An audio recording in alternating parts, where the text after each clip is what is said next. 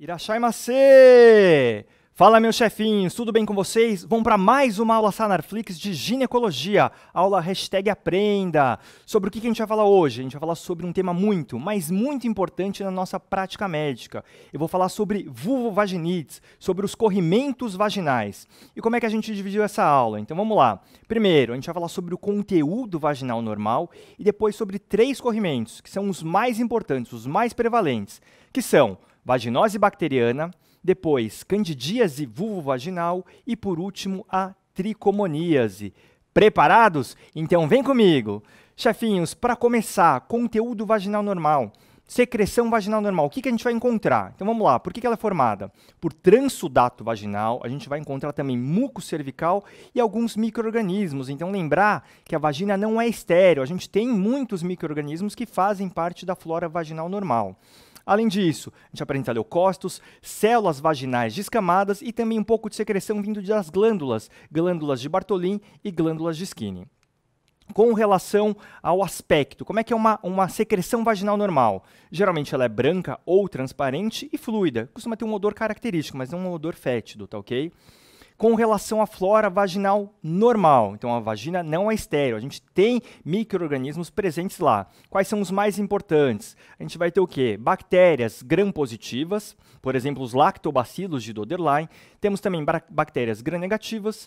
Temos anaeróbias, um muito importante seria a Gardnerella vaginalis, então lembrar que a Gardnerella faz parte sim da flora vaginal normal, em quantidade pequena. E também fungos, como principal seria a Cândida, o mais comum ainda, Cândida espécie albicans, tá ok? Chefinhos, começando aqui por um flashcard. Quais as bactérias mais importantes da flora vaginal? Esse tem que saber. Então, de tudo aquilo que eu falei, micro-organismos, qual que é o mais importante? O mais importante são os lactobacilos, bacilos de Doderlein. Lembrar que esses lactobacilos acidófilos representam 90% da flora vaginal de uma mulher na menacme, em idade reprodutiva.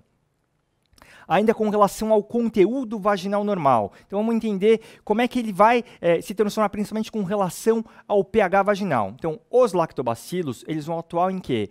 Eles vão produzir ácido lático. Como é que eles vão produzir esse ácido lático? Então, a gente vai ter células vaginais descamadas, e essas células vaginais descamadas têm glicogênio dentro delas. Os lactobacilos vão atuar nesse glicogênio, produzindo o ácido lático. Então, isso vai favorecer com que o pH vaginal seja um pH ácido. Qual que é o normal? Entre 4 e 4,5. Esse pH mais ácido, junto com o peróxido de hidrogênio, então H2O2, também produzido pelos lactobacilos. Então, o pH mais ácido e o peróxido de hidrogênio são 2 fatores que vão ajudar a inibir a proliferação de micro-organismos patogênicos na vagina da mulher, tá bom? Então, presta atenção nessa informação que ela é muito importante. Qualquer desbalanço em pH, alteração de lactobacilos, isso pode aumentar o crescimento de micro-organismos patogênicos. Flashcard aqui importante de novo, só para relembrar, qual que é o pH da vagina normal? Então, o pH da vagina normal é entre 4 e 4,5, tá ok? Informação importante depois que a gente vai retomar nesses corrimentos que eu vou falar mais para frente. Com relação ao primeiro deles, o primeiro deles é a vaginose bacteriana. Por definição, ele tem que ter 3 alterações para a gente falar que tem vaginose bacteriana. Então vamos lá. Vai ter uma produção de aminas voláteis, então algumas bactérias da vaginose vão produzir essas aminas voláteis. Além disso, tem um aumento de pH vaginal. É um pH que ele fica mais básico, ainda é ácido, mas mais básico do que o normal. Então um pH acima de 4,5. E por que acontece tudo isso? Porque existe um shift, uma troca da flora vaginal normal. Qual que é essa troca? Vai diminuir os lactobacilos presentes e vai aumentar os anaeróbios. Lembra que eu falei que anaeróbios estão presentes, mas aqui na vaginose bacteriana, esses anaeróbios vão aumentar muito. Muito quanto? Mais de 10 vezes, mais de 100 vezes. É muito anaeróbio. Então, cai lactobacilo, aumenta anaeróbio. Produz amina volátil e o pH aumenta, um pH maior que 4,5. Com relação aos dados epidemiológicos, então vamos lá, qual que é a importância da vaginose bacteriana? É a vulvovaginite mais comum, a mais prevalente. Eles vão falar, pô, mas eu passei lá no estágio de gineco e vi muito mais candidíase. Aqui, candidíase dá mais sintoma, mas a mais prevalente é a vaginose bacteriana, tá bom? Alguns estudos mostram que de 30% a 50% das mulheres na idade reprodutiva têm vaginose bacteriana. Lembrando que não é uma infecção sexualmente transmissível. Então, só para relembrar, lembra que eu falei que aumentava anaeróbio, mas eram anaeróbios que já existiam na flora vaginal. Então, a gente não considera como uma IST. Com relação à fisiopatologia, como eu falei na definição, então tem um shift, uma troca da flora normal. Diminui lactobacilo, vai diminuir a produção de peróxido de hidrogênio. Isso vai favorecer o aumento dos anaeróbios. Lembra que eu falei lá no começo? Peróxido de hidrogênio ajuda a inibir a proliferação desses outros micro-organismos. Diminuiu o peróxido de hidrogênio, aumentou o anaeróbio. Aumentou o anaeróbio, vai aumentar o pH vaginal. Lembra que eles vão produzir as aminas voláteis. Então, o pH vaginal vai ser maior do que 4,5. Presta atenção nessa informação. Lembrar que essas aminas voláteis, além de aumentar o pH, vão deixar um cheirinho diferente, que é um cheiro característico, um odor característico da vaginose bacteriana. Vamos aqui para mais um flashcard, chefinhos. Qual que é a bactéria Coccobacillar anaeróbia está mais associada na vaginose bacteriana? Qual que é? É a Gardnerella vaginalis. Então vamos lembrar, são vários anaeróbios, mas o mais importante, que geralmente está mais em crescimento lá, é a Gardnerella vaginalis, tá ok? Anaeróbio, presta atenção nessa informação.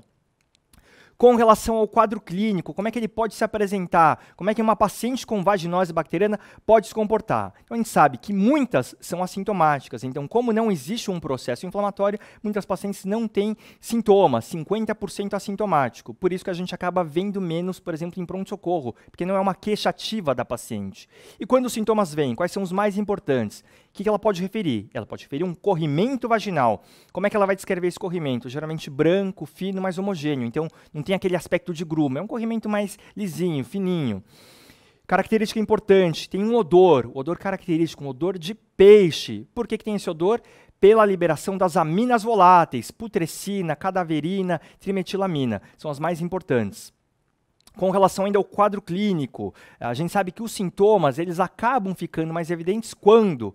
Geralmente no período pós-coito e pós-menstruação. E por quê? Porque a gente sabe que o sangue da menstruação e até o esperma tem um pH mais básico, então isso acaba favorecendo essa proliferação maior dos anaeróbios, tá bom? Então a paciente pode referir que o corrimento piorou depois que terminou a menstruação ou depois que teve relação sexual.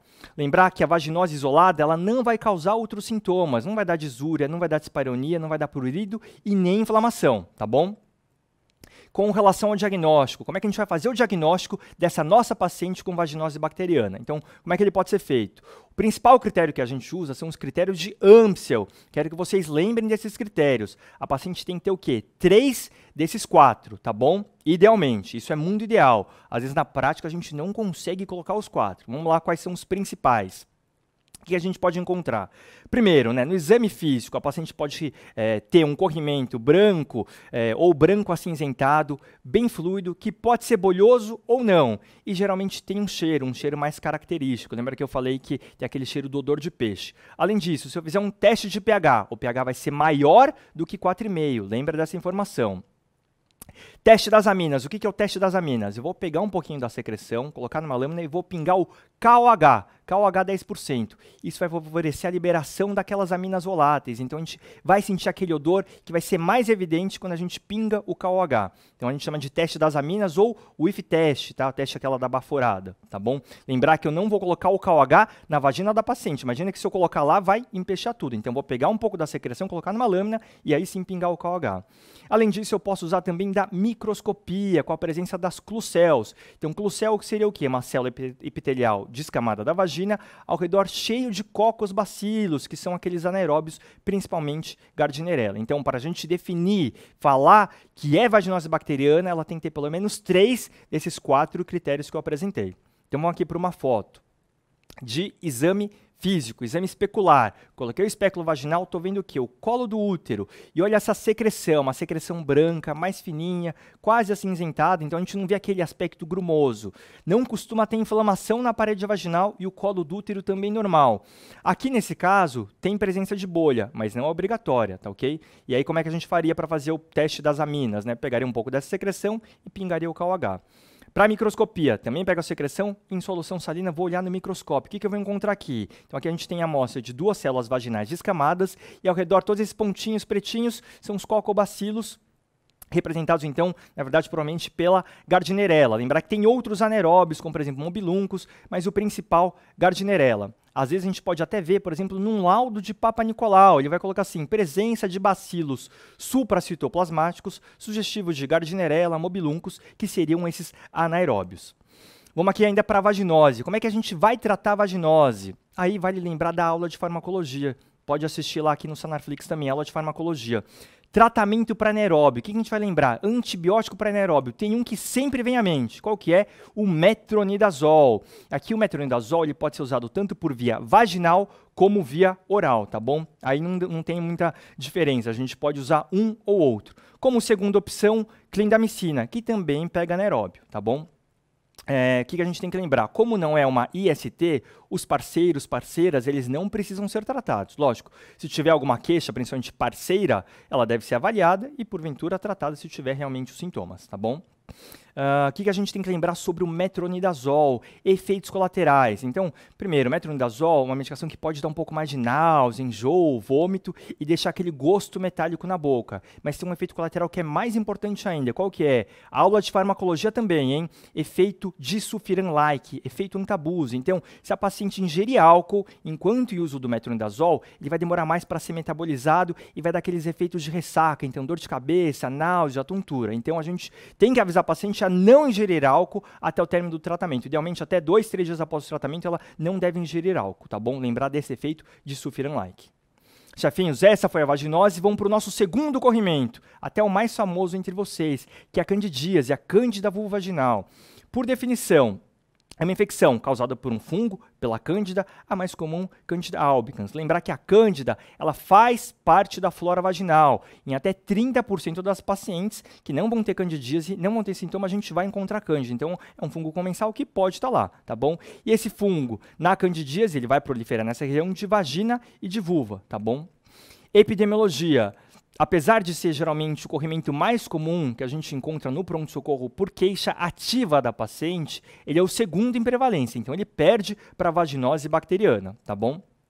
Lembrar que 75% das mulheres vão ter pelo menos um episódio na vida e lembrar que só o fato de ter cândida não significa que ter candidíase, tá? Lembrando também que não é uma IST, não é uma infecção sexualmente transmissível, então a gente não vai considerar que passa de parceiro para parceiro. A gente vai falar mais disso também na parte de tratamento. Então vamos lá, agentes, eu já falei que é um fungo. A espécie mais comum encontrada é a Candida albicans, em mais de 90% dos nossos casos. Existem outras espécies? Existem. Então, por exemplo, Candida glabatra, tropicalis e crucei. Mas 90% é Candida albicans. Esses outros, geralmente, estão encontrados em casos mais recorrentes, que a gente não consegue tratar, faz uma cultura, acaba pegando alguma dessas outras espécies. Lembrando aqui que não é IST. Então, vamos pensar em fatores de risco para uma paciente desenvolver candidíase. Então, a gente sabe que tudo que afeta a parte imunológica, estresse, isso pode favorecer a proliferação da cândida. Então, fatores de risco mais importantes, pacientes com diabetes, mas principalmente diabetes descompensado, paciente que fez uso de antibiótico, qualquer outra coisa, pode modificar a flora vaginal normal e pode aumentar a proliferação de cândida. Outros quadros de imunossupressão, ou por alguma doença de base, ou por uso de imunossupressores, corticoide, isso também pode favorecer a proliferação de cândida. Quadros de aumento de nível estrogênico. Quando é que a gente tem aumento de nível estrogênico? Por exemplo, uma paciente que faz uso de pílula combinada, tem mais estrogênio rolando, pode aumentar a proliferação de cândida também. Um outro fator de risco é a gestação. Então, um gestante tem muito mais candidíase do que uma paciente na menacme fora do período gravídico puerperal. E outros fatores, seria, por exemplo, aumento da umidade local. Então, a gente acaba vendo mais candidíase, por exemplo, no verão, quando a paciente está, sei lá, com um biquíni mais molhado, fica na praia, e isso prolifera mais o fungo. Com relação ao quadro clínico, então, a candidíase, vai gerar uma importante resposta inflamatória. Então, o paciente costuma ter o quê? Bastante prurido vulvar, prurido vulvovaginal, a região fica irritada, dá uma queimação absurda. Então, por isso que ela vai procurar o pronto-socorro. Existe esse quadro inflamatório. Além disso, imagina que a vulva ficou machucada, então o paciente pode ter uma disúria, mas é uma disúria externa, então ela não tem sintomas irritativos urinários, mas quando a urina passa na parte externa, ela tem esse desconforto. Bom, a vagina, parede vaginal fica hiperemiada e inflamada, se ela tiver relação, vai ter desconforto, vai ter dor, vai ter um quadro de dispareunia no caso de penetração, tá bom? Um quadro, uma queixa que a paciente costuma referir muito é o corrimento. Como é que é o corrimento? Geralmente branco, pode até ser mais puxado para o amarelo esverdeado, mas geralmente branco, e aquele aspecto de leite coalhado. Se você é mais chique, pode ser aquele queijo cottage. Então vai ficar aqueles floquinhos branquinhos, tá bom? Exame físico, o que a gente vai encontrar? Na vulva, então vamos pensar num quadro inflamatório da vulva, então vamos ver de fora para dentro. A vulva pode ficar mais hiperemiada, pode ter edema e pode ter escoriações da própria paciente. Então aqui uma imagem de uma vulva com hiperemia, edema. Aqui a gente não consegue ver as escoriações, mas consegue ver os gruminhos já saindo pela vulva da paciente. Com relação ao exame especular, coloquei o espéculo, o que eu vou encontrar? A parede vaginal fica mais hiperemiada, vou ver o corrimento branco, daquele aspecto mais espesso, com vários grumos, tá bom? Então esse é o aspecto, leite coalhado, queijo cottage. Lembrem dessa imagem que ela é muito importante para o nosso diagnóstico. Falando em um diagnóstico, como é que a gente vai fazer o diagnóstico da nossa paciente? Então, com base em sintomas, anamnese, exame físico e, idealmente, microscopia. Na prática, vou te falar que não é tão comum a gente ter a disponibilidade de microscopia, então vai ser muito mais com sintomas e exame físico. O pH vai ser menor do que 4,5, então costuma ser um pH ácido, geralmente como é uma vagina normal, tá bom? Quando é que a gente vai pedir cultura para o diagnóstico? Aqueles quadros recorrentes, então, quadros que estão se repetindo mais de 4 vezes por ano, ou trata e não melhora, a gente pode pensar em pedir a cultura, sim, pensando naquelas outras espécies que eu comentei anteriormente, tá bom? Na microscopia, o que a gente vai encontrar? Então, vou lá, microscopia, solução salina, pego a secreção, a gente pode encontrar pseudohifas, hifas e até mesmo esporos, tá bom? Como eu falei, sintomas de exame físico, mais importante para o nosso diagnóstico, idealmente microscopia. Aqui uma foto de uma lâmina que a gente consegue avaliar a presença das pseudohifas, tá ok? Vamos só lembrar que só o fato de ter presença de fungo não significa que tem candidíase, ela tem que ter os sintomas junto, tem que ter a clínica junto para a gente falar que é a candidíase. Tratamento para candidíase, também a gente pode deixar tanto por via oral como via vaginal. Via vaginal, a gente vai dar preferência aos cremes vaginais com azólicos. Um exemplo seria o miconazol. Uma outra opção que seria equivalente também no tratamento seria um creme de nistatina. Então vamos lembrar desses dois, miconazol e nistatina. Se eu quiser deixar por via oral, tem uma opção? Tem. Opção muito importante, fluconazol, que pode ser dose oral, dose única por via oral, tá bom? Então é um tratamento até que seria mais rápido. A gente pode deixar algumas outras coisas, lógico, corticoide tópico pode aliviar os sintomas, então um prurido, a queimação, mas o tratamento tem que ter algum antifúngico, miconazol, nistatina ou fluconazol por via oral, tá bom? Lembrar que os parceiros ou parceiras não precisam ser tratados, lógico, se tiver sintoma tem que ser avaliado, mas a gente não faz tratamento empírico de um parceiro, de uma paciente que tem candidíase. Vamos agora para o nosso último corrimento, nossa última vulvovaginite. Vou falar agora sobre a tricomoníase. Tem uma tricomoníase, mais importante de tudo, é uma IST, é uma infecção sexualmente transmissível. Ponto muito importante aqui. Então a gente sabe que é um protozoário, esse protozoário vai infectar as células de vagina, colo e até mesmo de uretra e vai causar uma reação inflamatória importante no local. Então, a gente tem que saber, um protozoário flagelado, qual que é o nome desse protozoário? Trichomonas vaginalis. Tem que saber que isso é muito importante, tá ok? Com relação aos fatores de risco, se eu falei que é uma IST, principal fator de risco, ter atividade sexual desprotegida, não usou o método de barreira. Só para lembrar, ela é IST não viral, mais prevalente que a gente tem, tá bom? Tá aí a importância da tricomoníase, que infelizmente ainda é subdiagnosticada aqui no Brasil. Então vamos lá, quadro clínico, como é que a paciente pode se apresentar? Pode ser uma paciente assintomática, metade dos casos a paciente não tem sintoma. Quando os sintomas vêm, o que a paciente pode ter? Um corrimento com odor fétido, tá bom? O corrimento, quando ela tem, geralmente é amarelo esverdeado e costuma ter também um quadro urinário associado. Lembra que eu falei que esse protozoário ele pode infectar as células da uretra, então o paciente pode apresentar disúria. Como gera uma inflamação local de vulva e vagina, ela também pode ter essa sensação de queimação, ardência nessa região genital. E se tiver relação, pode ter desconforto, pode ter dispareunia e até sinusorragia. Lembrar que o colo também é afetado nessa vulvovaginite, então ele fica mais sensível e pode sangrar. Sinusorragia é um sangramento pós-relação sexual. Exame físico, o que a gente pode encontrar? De corrimento, o mais importante é aquele corrimento amarelo esverdeado, que pode ser bolhoso ou não, tá bom? Mas uma característica importante que a gente pode encontrar, esse quadro de Colpitch, que a gente vai falar, tá vendo o colo? Tem vários pontinhos avermelhados. A gente pode ver a olho nu ou às vezes após a colposcopia, quando a gente coloca alguns corantes, principalmente o Lugol. Essa Colpitch ela fica mais evidente. Tá vendo esses pontinhos vermelhos? A gente dá um nome para ele. Seria o colo em morango. Se você é mais chique, é o colo em framboesa. Esse é um aspecto. É lógico que a gente não consegue encontrar em todas as pacientes, mas se a gente encontra, tem que acender aquela luz de alerta para pensar em tricomoníase, tá bom? Lógico que não é patognomônico e não fecha o diagnóstico. Com relação ao diagnóstico, como é que a gente vai fazer o diagnóstico da tricomoníase? Vamos lá. Anamnese, exame físico, pH e microscopia. Esses são os pontos fundamentais. Microscopia acaba definindo melhor o nosso agente, então acaba sendo mais importante, mas a gente tem que englobar tudo. Então vamos lá. O que é importante a gente saber? Que pode confundir na nossa vida e até nas provas. O teste das aminas, aquele que a gente usou na vaginose, ele vai vir positivo. E o pH é maior que 4,5. Então são duas características que sobrepõem a da vaginose bacteriana. Até pode ter em conjunto, mas só a tricomoníase já vai ter esses dois resultados. Tanto o teste das aminas positivo como um pH maior que 4,5. Agora, a microscopia define tudo. Por quê? Na microscopia, a gente vai encontrar o protozoário flagelado, a gente vai encontrar o tricomonas vaginalis. E se eu encontrei na microscopia, tá lá, o diagnóstico é certo, tá fechado, é tricomoníase. E como é que a gente vai fazer o tratamento? Bom, o tratamento aqui é com a mesma droga, que é o metronidazol, que a gente usou na vaginose, mas aqui o tratamento é sistêmico, é por via oral. Eu não posso deixar nada por via vaginal, tá bom? Então, metronidazol via oral. Lembrar que os parceiros, eles precisam ser avaliados e tratados, tá ok? Lembrar que é uma IST. Idealmente, tem que ser avaliado presencialmente. Eu não posso só dar a medicação. Pelo CFM, a gente tem que avaliar o paciente antes de tratar. Chefinhos, eu sei que essa foi uma aula longa, mas é uma aula muito importante para a vida de vocês. Então, se tiverem dúvida, revisem de novo essa aula. Eu quero também que vocês vejam a nossa aula profunde, que eu vou falar um pouco mais sobre o tratamento, um pouco mais direcionado, tá ok?